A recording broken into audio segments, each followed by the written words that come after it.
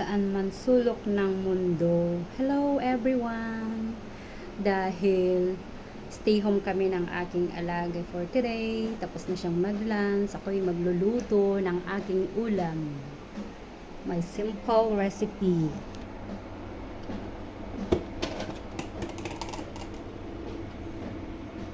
Adobong pusit. Ito siya guys, mag-aadobo ako ng pusit. Yan lang yung mga irerekado ko. Dahil wala akong olive oil, so gagamitan ko siya ng canola oil. Then tatapis ko siya ng virgin oil. Yan lang, my simple recipe. Pusit.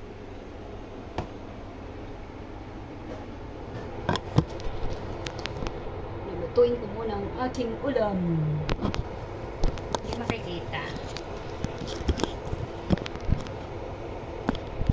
Hindi siya kita. Yan.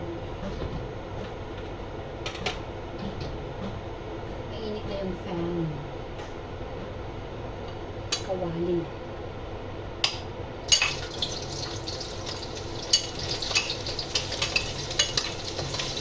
Madali lang siyang lutuin.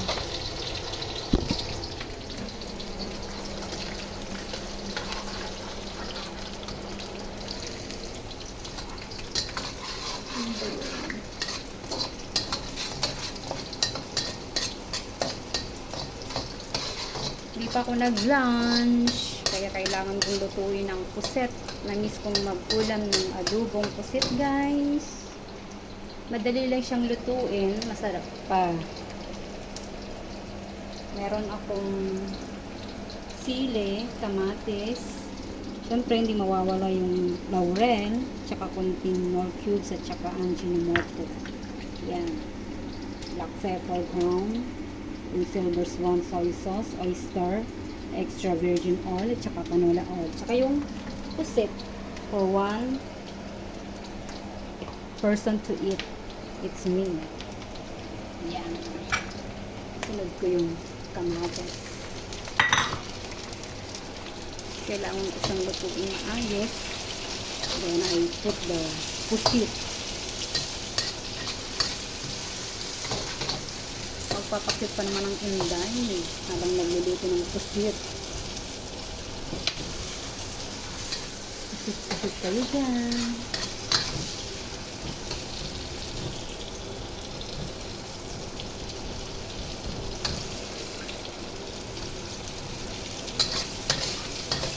Kailangan ko ilagay yung chili para madali na lang siyang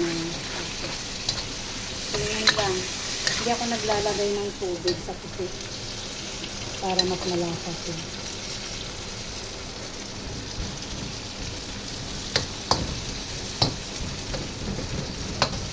Durugin ko siya. Ito na kasi yung pinaka sabaw niya, yung kamatis.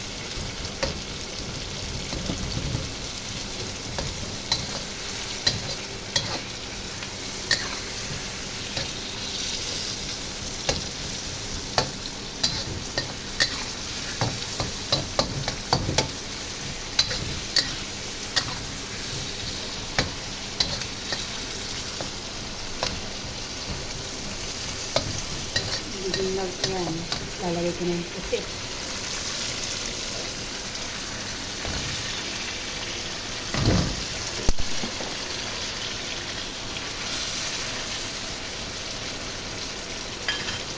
Lalagay ko na rin yung laurel. Maminsanan. Yung nor cubes at saka Ajinomoto. Then, black pepper.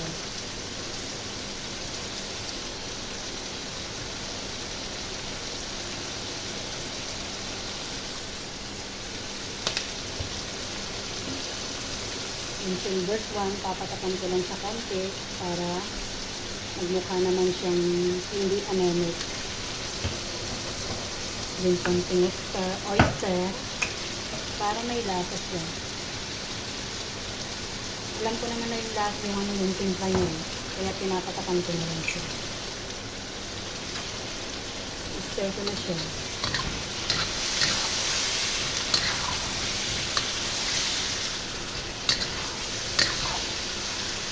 Madali lang siyang lutuin, guys. Adobong pusit. Huwag kayong gumamit ng tubig pag nagluluto kayo ng pusit para masarap siya. Ayan.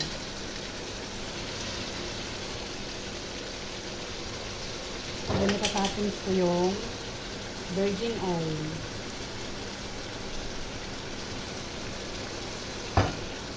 Yan na siya, guys. Pakain ako ng kanin for today.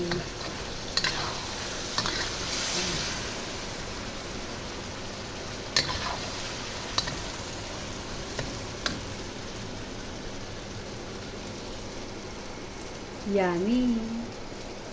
Parang ganun. Parang hindi ako marunong. Bye!